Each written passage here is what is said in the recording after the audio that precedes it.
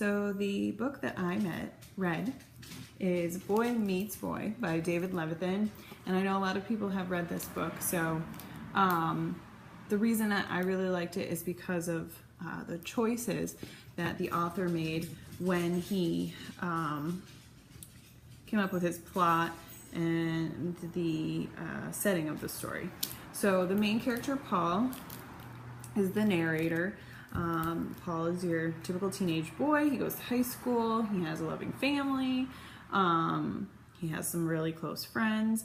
He's well liked throughout the school, and he also happens to be gay. So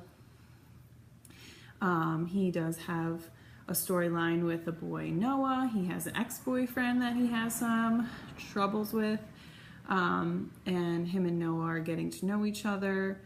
They start dating, then they kind of run into some trouble. There's a misunderstanding, and then they are able to work past their problems, and at the end of the book are really working toward, being in a serious relationship.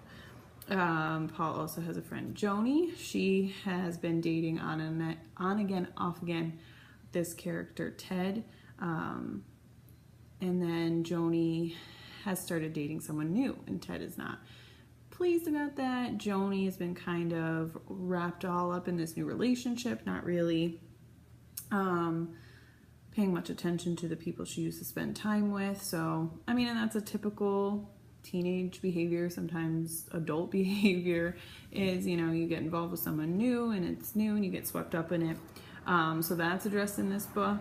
And there is another character, Tony. He's also gay. However, this utopic kind of community that Paul and Joni and Tony live in does not include Tony's parents. They are much more conservative. They're very religious.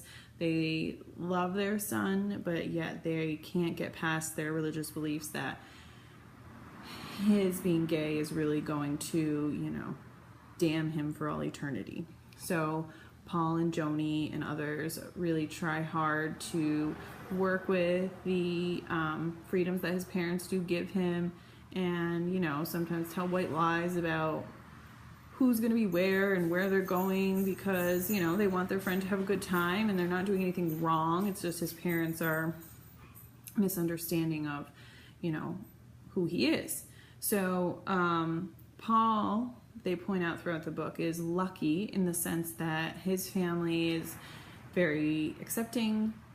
It's not out of the ordinary. It's not odd for them. It's just who he is, and that's okay. And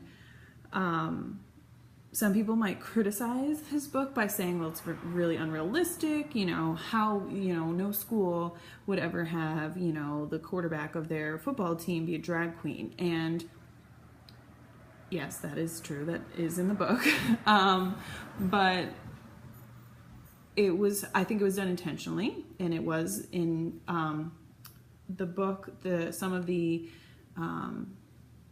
editions of the book that people read, they said there was a Q&A with the author in the back, and he said that he did that intentionally.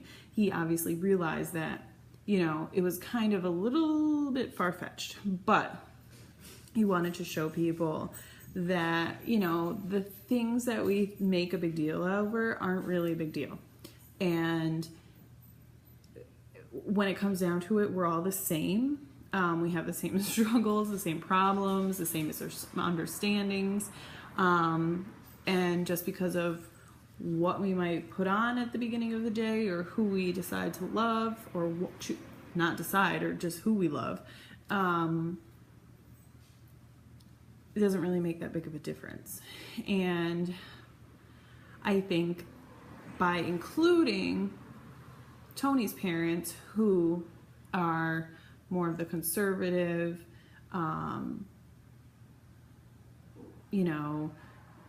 brush it under the rug kind of people, it really holds a mirror up to those kinds of thoughts and the thinking that, wow, that seems kind of silly when his life doesn't need to be that hard. He shouldn't have to hide the fact that he wants to go over to his guy friend's house and have a sleepover just because his parents found out that he was gay. He didn't tell them. It was an accident that they found out he was gay. So I really appreciated the book for that it was done in that way, and that it was kind of a social commentary on where we're at. Yes, it's much more accepted now than it was, and we're moving in positive directions, but at the same time, I feel like there's still a lot of misunderstandings about gay people, trans people, gender nonconforming people, non-binary people,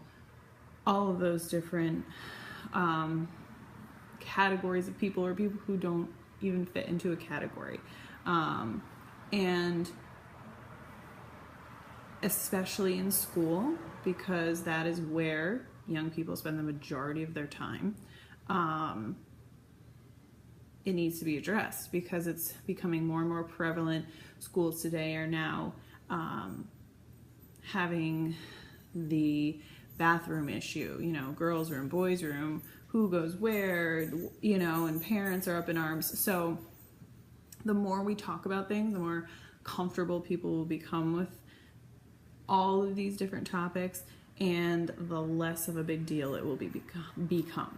So I think this book is a great way for students to read a story. It's been told. It's a high school love story, but it has two characters who are gay that fall in love, as opposed to a boy and a girl. And the similarity is shocking, and pointing it out to students of saying, if this were a boy and a girl, would you think this was a weird story? Well, no. Okay, so why, and starting that dialogue and that thought process, I think would be really great. Also for students who identify as part of LGBT queer community, having this present in a school would really go a long way of making them feel like, wow, we're represented here. So I think it was a great book. It was a quick read. It was a fun read. I felt like the way in which the topic was discussed, it was not done in a heavy or dramatic way. I know a lot of the other books that were read and that I read this week were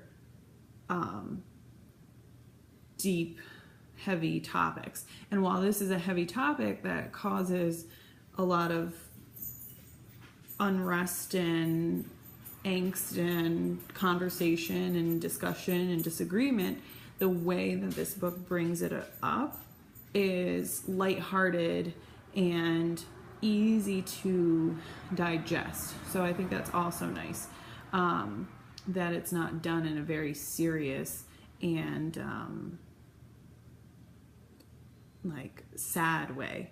It's done in a nice kind of fun. Some of the lines in the book are quite funny. I actually laughed aloud a couple times.